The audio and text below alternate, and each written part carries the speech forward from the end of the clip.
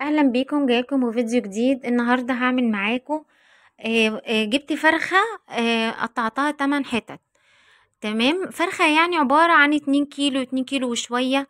علشان تقعد معاكي وتكفي، و2 كيلو حلوة قوي. لو مثلا عندك ابنك او بنتك خدت حته هتبقى شبعانه منها وعينيها مليانه. خلاص، هنجيب بقى المبشره بتاعه البصل ونبشر عليها بصلايه كبيره او بصلتين متوسطين وطماطميه كبيره. احط بقى معلقه فلفل اسود حلوه كده تكون مليانه، ومعلقه كمون. ما تكتريش الكمون قوي، يعني هيكون الفلفل الاسود اكتر. هنحط بقى شويه كزبره. جربي بقى تتبلي بالطريقه ديت. يبقى حطينا بصل مبشور على المبشره، وطماطم مبشوره على المبشره، ومعلقه فلفل اسود، ومعلقه كمون، ومعلقه كزبره، ومكعب من المرقه. عندك بقى شويه بهارات فراخ، دي كانت اخر حبه عندي حطيتهم. جربي بقى تبشري البصل كده على المبشره، هيديكي طعم حلو قوي، غير بقى لما البصل تقطعيه على ايديكي. هنحط معلقه من السماق ده بتاع التتبيلات. لو انت هتتبلي اي حاجه حطي سماق، بيخلي طعم الفرخة حلو قوي، بيخلي التتبيلة حلوة. فجربي السماق ده، هتلاقيه عند العطار متواجد في اي مكان. حطي بقى شوية ملح براحتك على حسب احتياجك. وهنحط بقى ربع كوباية من الخل. الخل بيطر أنسجة الفرخة وبيخليها طرية ودايبة. معايا معلقة سكر برضو بتخلي الأكل بتاعك مسكر، وبتخلي الفراخ بتاعتك دايبة. هنقلب بقى كل الكلام ده كله مع بعضه. ومعايا الورك اهوت او الفرخة عامة. هجيب بوز السكينة وهفضل اعمل فيها فتحات. ليه؟ علشان تشرب من التتبيلة بتاعة الفراخ اللي انا عملتها، يبقى طعم اللحمة من جوه، طعم الفرخة من جوه، يبقى طعمها حلو. خلاص، همسكها بقى كلها كده اتبلها بالطريقة ديت. بصوا كويس، او بره وجوه، جوه الجلد كمان. وهتسيبيها كمان شوية، ايه يعني ساعة كده مثلا. يعني انا بدأت الاكل بيها، نقعتها الاول في محلول النقع بتاع اللي هو بعمله دقيق وليمون وخل وميه، واقلبهم مع بعض كده، واحط فيهم الفرخه او الوراك ايا كان، واسيبهم مثلا نص ساعه، امسكها اغسلها كويس. وبعد كده اتبلها التتبيله دي. بفتح التلاجة لقيت عندي جزر، كنت ناسي ان انا عندي جزر، فبشرت برضو جزرايه على المبشره وضفتها للفراخ بتاعتي. عايزة اقول لكم طعمها حلو قوي لو تسيبيها في التتبيلة كده مثلا قبلها بساعة. بدأت اكلي بيها وركنتها، والتتبيلة بتاعتها كانت حلوة جدا. جربوها بقى بالطريقة دي. تعالوا بقى نشوف هنعمل اكل ايه جنب الفراخ. معايا كام بصلاية كده وقرن فلفل، وبشرتهم قطعتهم على الكبة خلاص، وحطيتهم في الحلة كده زي ما انتوا شايفين. انزلي دايما بالبصل الاول يسخن في الحلة، ياخد سخونية الحلة، وبعد كده انزلي بالزيت. حطي حوالي كده ايه نص كوباية من الزيت. خلاص، احمر بقى البصل معايا.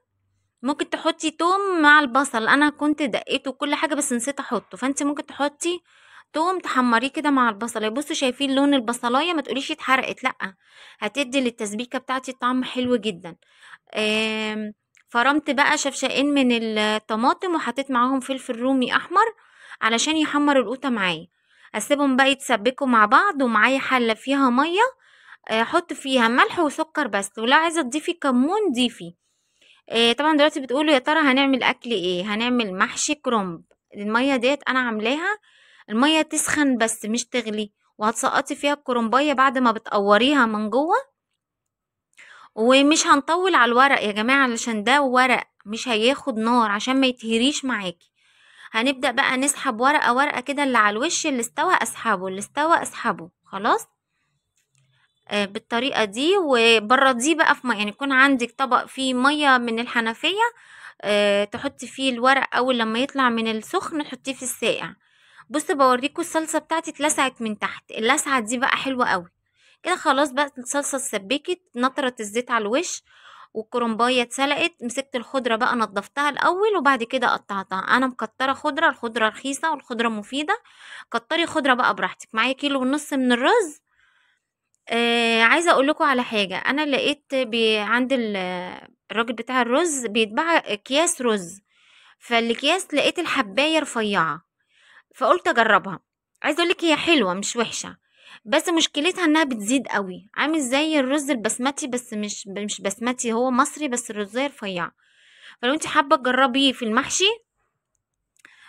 بيزيد. خلاص انا كده بقى ضفت الرز والصلصة والخضرة، وحطيت فلفل اسود وكمون وملح وشطة وكزبرة ومكعبين من المرقة، علشان انا ما حطيتش اي حاجة خالص على الصلصة بتاعتي.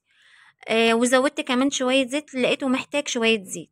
غليت مية بقى بعد، بصوا خلاص ما خلصت بقى الصلصة وسلقت الكرنب وده كله، كنت حاطة الفراخ دي في التلاجة. مية غليت، هنزل بقى بالفراخ في المية، تمام، وهسيبها تغلي.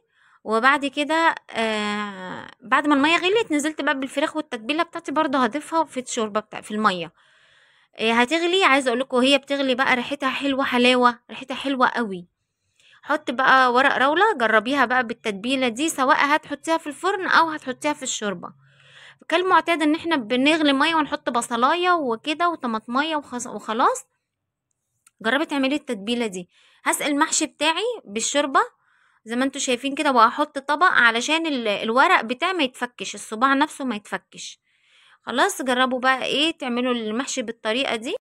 وكده خلاص بعد لما المحشي استوى وحمرت الفراخ، متنسوش بقى تشتركوا في القناة، تدوسوا على زرار مرتين، وكمان تفعلوا الجرس وتحطوا لايك. ومع السلامة، واشوفكم في فيديو جديد.